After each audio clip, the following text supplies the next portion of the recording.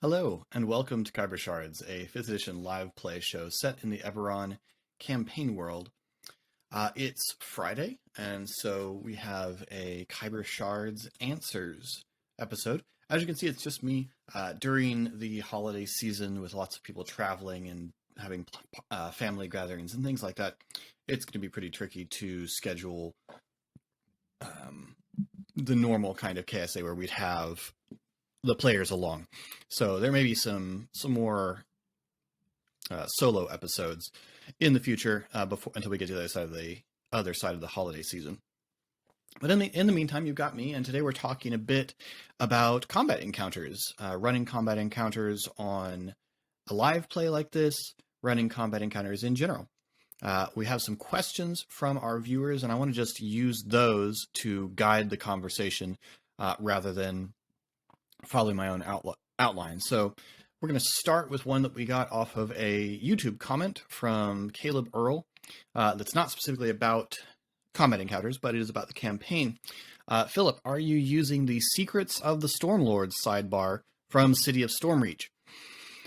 Short answer, yes and no, I guess. I'm using, I guess that's not the short answer. I have definitely applied one of the secrets to one of the Stormlords. For those of you that don't know, as the name implies, the sidebar basically lays out a set of secrets that, if you wanted, you could apply to mostly any of the Stormlords. A couple of them would require the Stormlord to be a specific gender or a specific species.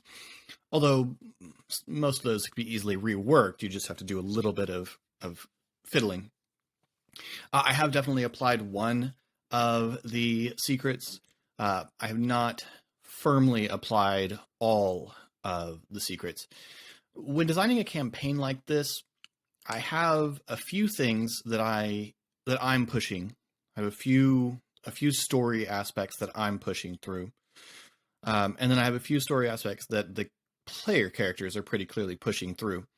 And the stuff with the Stormlords is, there are some things with the Stormlords that the players are going to have to reckon with if they want to follow Thora in establishing a strong presence for marked individuals in Stormreach. But the rest of it, if they want to get involved in the politics of Stormreach or not, is kind of up to them.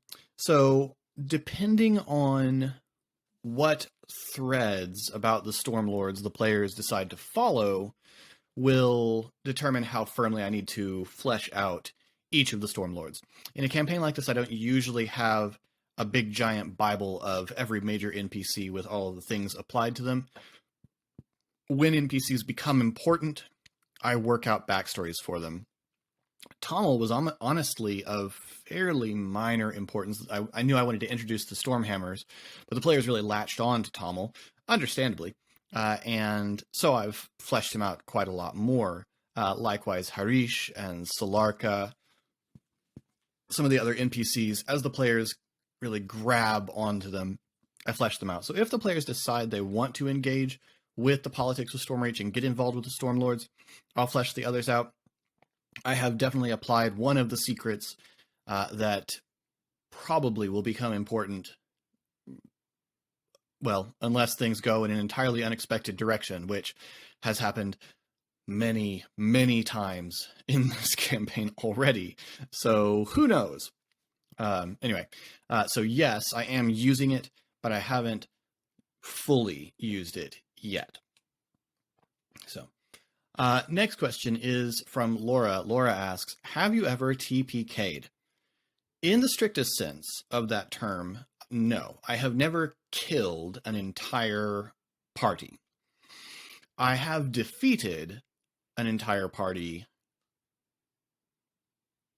twice. Yeah. The first time was really stupid and mostly just my not thinking about the story. And the second time was, I argue, awesome. I'm not 100% sure whether my players all feel that way. So the two times that I defeated an entire party, the first time, and I guess the first time was potentially a TPK, but the first time was both times were my home games. The first time was we were playing Pathfinder, and the players had come upon a bandit camp, and they decided to get creative and ambush the bandit camp. So they spread themselves out, and they all snuck into the bandit camp from different angles. It was a good idea, and I probably should have come up with some way that benefited them more than I think they got a surprise round out of it before everything went crazy.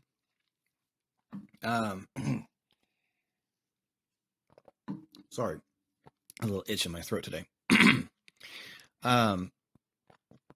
It went wrong. It's one of those situations that's high risk, high reward. If you pull it off, then you're gonna just wipe the floor with the encounter. But a couple things go wrong and everything unravels. And a couple things went wrong and everything unraveled. Two of the players died. One of the players just bled to death, which in Pathfinder, first edition to Pathfinder, was hard to do because you lose a hit point every round, and when you get to a certain point, you die. So she bled to death. I think the other was killed outright, and the other two were defeated. And in my desperation to not just stop the campaign, I had them get captured. I had them taken and stabilized and ended up in prison, and we picked up with a prison break. Which, honestly, I probably should have had some sort of demand for surrender and we'll spare your friends or something like that. There were a lot of things I look back on that encounter, and I know I did a lot of things badly that led to an awkward story point. Ultimately, it was okay. The short campaign we ran after that was fun, but yeah. The other time that I defeated a party, although did not incapacitate the whole party, but a good bit of it. The other time that I defeated a party was in my Big Long Mummy's Mask campaign that I've referred to a few times that Casey and RA both played in. And in that one, they got up to the point of we were nearly there to fight the big bad evil guy, and they first needed to interrupt a ritual that was being done to summon this artifact that the big bad evil guy needed, and then they were going to be able to go on and face the bad guy. And the encounter just went against them. It was I think, a pretty balanced encounter. It just went against them. Bad rolls, that kind of thing. And they lost one of their players and weren't able to get them back on their feet. And then things started to unravel. You lose a player character in a combat encounter. If you run in games, or if you've ever been in this situation, once you start losing player characters, you get into a pretty bad spiral pretty fast. And that's the direction this went. In the end, a couple of the player characters ran, and the others died. Awesomely, epically in most cases, but nonetheless. It led to an interesting thing. We jumped forward in time, and they were forced to play in a world where the bad guy had triumphed and succeeded, and they had to work with a resistance organization to try and bring them down. And you got this kind of Days of Future Past kind of cool thing going on, and that was fun. So I liked that one in the end, but it wasn't expected. So it wasn't not quite a TPK, but I have defeated parties once, I would say, because I didn't run the encounter well, and the other time because the dice just didn't work for them. And I'd much rather the dice just not work for them. It was that ended in a cool story moment.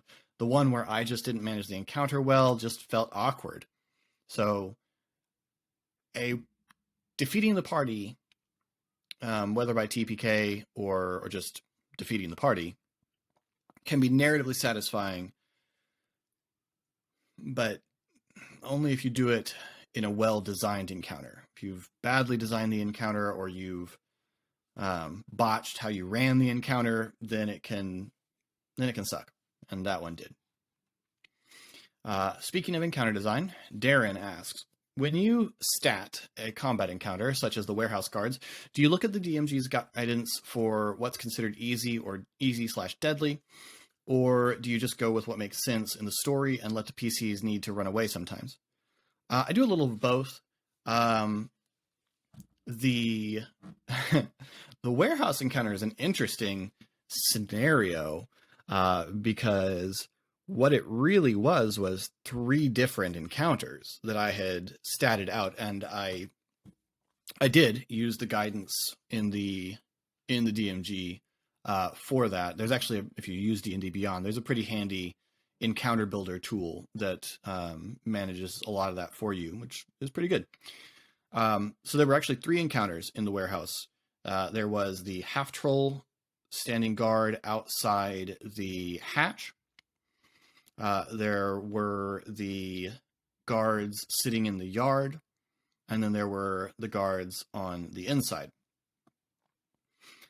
I had initially anticipated, when I designed it, that the players would deal with these encounters individually, luring things away, that kind of stuff. But once they decided to go through the roof, it was going to be an either they managed to avoid 2 of the encounters or all of the encounters. And as it turned out, it was all of the encounters kind of at once. I think I ran that pretty well by letting the encounter grow progressively. It kind of came in waves because, if I was looking to be harsh, I could have immediately had the characters from outside, the enemies from outside the warehouse run in, and it probably would not have been a winnable encounter at that point. The players would have had to run. I instead ran it kind of as in waves, which I felt made sense. Like, that was just sort of the logic of it to me. It wasn't me trying to go easy or be harsh. It was just the logic of it made sense to me. Someone's going to run to the door, yell for help, guards come in, half ogre comes in later. It made it to where it fed into the encounter and made the encounter, I would think, very dangerous, but good use of powers, good use of combat abilities paid off, and they won. But it could easily have gone very wrong.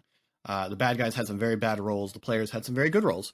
So it could easily have gone, I think, very, very wrong for them had they,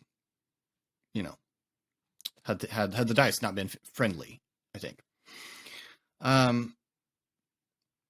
Comparing that to some of the other combat encounters, the Kruthic fight, I didn't stat that at all. The Kruthic fight was a swarm. They had to run away. That was the point. It was for them to realize that there was no way they could just stand here and kill all of the Kruthic hive. They needed to run. I liked that they recognized that. I tried to give them signals for that.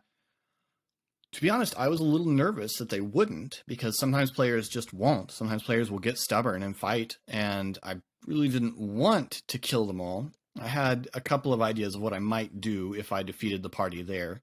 But luckily, they picked up on the hints, recognized that it was an unwinnable situation, and ran for it, which was the appropriate response. An example of an encounter that was not at all statted out using the DMG was the encounter that proceeded from the book, the map heist. I had put Falco and some other NPCs in the market square so that they could be noticed, and so that the players could overhear a little bit of conversation, and to introduce a character that I wanted to bring back later who could be recognized. But instead, and it turned into a chase. I did not, to be real honest, expect Pog to just burst out the front door.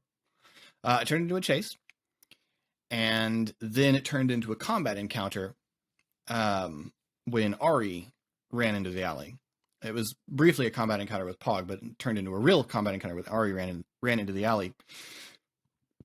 And not one that Ari could really have hoped very much to win. Falco's a tough guy, deliberately. I've thought of some ways that I could have handled that encounter differently that might have been more narratively pleasing to me. But in the moment, it was an encounter I didn't expect to happen. And so I kind of just had to run with the stat blocks that were there. And, later on, you're always going to think of how you could have run it differently. Um, so a little bit of the yeah, a little bit yes, a little bit no. Sometimes I will stat things out carefully with the DMG. Sometimes it's just this is what would be there. And yeah, I want the players to know that they ought to run away sometimes. Not necessarily most of the time, but some of the time. Another example of one that I did stat out with the DMG was the barge fight with the ghouls and the vampire spawn.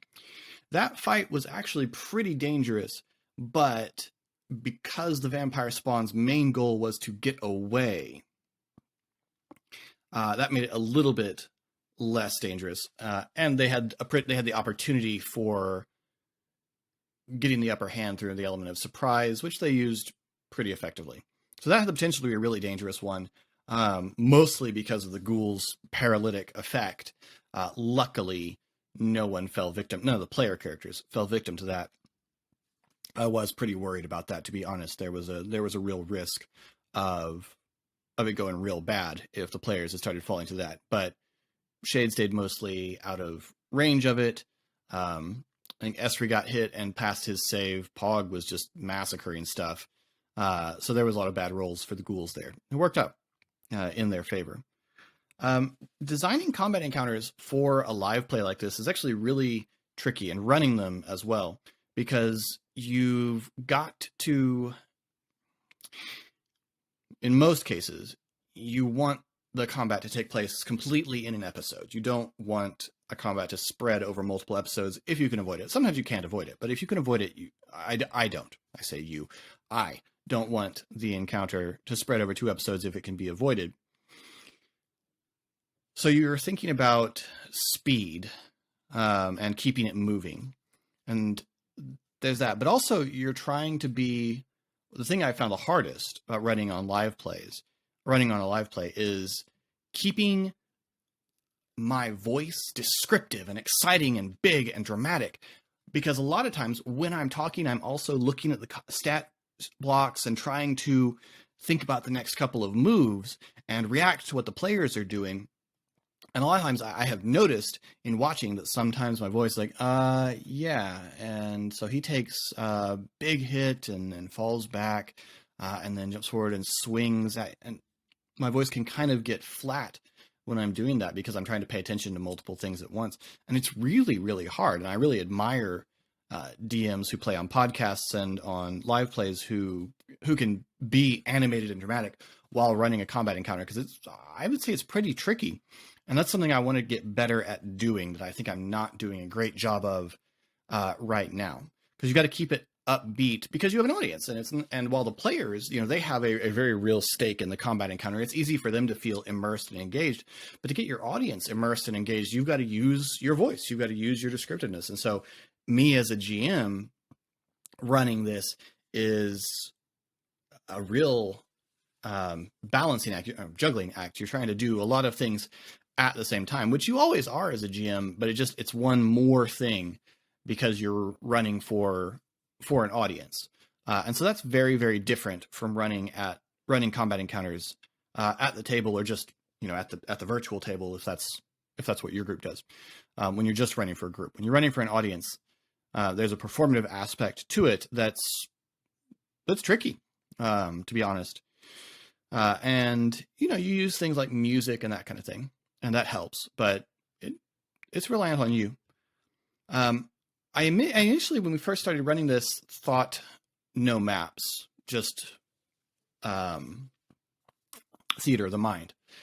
But I have found that I have some pretty tactically minded players who want to be able to think about position and that sort of thing. And a lot of times will ask questions about position. And so I started wanting to provide them with images to work from. And eventually I thought it just made sense to try and put them on the screen, since we were often referring to them and it wasn't going to make any sense if they weren't present on video for the audience to see as well. Over in Eberron Renewed, where I'm a player, I really, really admire Eric's ability to paint a scene of the battlefield without the benefit of the map. It's something that I don't do as well as he does. He's been doing it longer than I have, so that's probably an advantage, but it's not something I do as well as he does. And I really think that's a very great strength of his as a dungeon master, or as a game master, since we're playing Genesis over there, as a game master, is his ability to paint the scene and give you a good idea of what the battlefield looks like without using a map. Whereas I like maps and minis and that kind of thing, so I've probably inevitably fallen back into using maps. But I like it. I enjoyed the last battle arc where we're using the maps on the screen. I think that went pretty well. I'd be interested to know what you, the audience, thought of having the maps on the screen, whether it was at all helpful to you, whether it increased your engagement or immersion in the battle, or whether it was a distraction and you'd rather have our faces be bigger. I'd be interested to hear some feedback on that. So let me know, in a comment down below what you thought of having the maps there. I know some of you just listen. Some of you aren't looking at the screen at all, so it may not matter to you at all. But if you've been paying attention, if you're looking at the screen while the show's on, I'd appreciate to know what you think. Going forward. So I've gone back into using maps. I haven't yet gotten back into using tokens. I may. A couple of my players have expressed that they think that would be good, or it'd be helpful to them. We'll see. I would want to look for something that would be very pleasing on the screen if we were going to do it that way. And there's a lot of virtual tabletops out there now. Happily, there's a crowded market, and so I'd need to find the one that I think is most pleasing on the screen. So we'll just have to see where that goes. But in the meantime, my inclination is usually to design combat encounters as logic dictates. The warehouse should have been very lightly guarded, and I wanted the fact that it wasn't to be a hint to the players that there was something else up here, up with the warehouse. Some of that gets into next episode, into Monday's episode, so I won't go into that here. But if you were wondering why in the world are there so many people guarding this warehouse in the middle of the night, that's why. It was intended to be a tip to my players that something's up, and we'll see maybe some of what's up on Monday if you come back for that. So in the meantime, that's my quick take on how combat encounters play differently at live plays. If you have any more thoughts about combat encounters and how the ones here have gone, I'd love to hear about them in comments down below. If you've ever total party killed or defeated your party, let me know how that went for you, because I've had both ends of that spectrum of, well, that really sucked and, well, that was kind of cool. So let me know how your experience has been with that if you've had it. You find links to all of our various social media down there below, including our Discord, which is where we draw most of the questions. Although, as we had today, I do draw questions from YouTube comments. So if you have a question you'd like asked for the next Khyber Shards answers, shoot it to me down there. If you're not on our Discord, if you are on our Discord, you can put it to us over there. And I want to give a shout out again to Tom Kartos, who designed the maps that we've been using. A link to his Patreon is also in the description. You should go check it out. He's a fabulous cartographer and creates some really, really cool map encounters that I've made use of twice, because the Grimalkin Manor map was also a Tom Kartos map. So in the meantime, new episodes of Khyber Shards come out on Monday. New Khyber Shard Answers comes out on Friday. Hopefully I'll have one of the players next time, maybe Eric, depending on his schedule. If not, you'll be, stuck with me again. And yeah, I believe that is all. So until next time, thanks for rolling with us.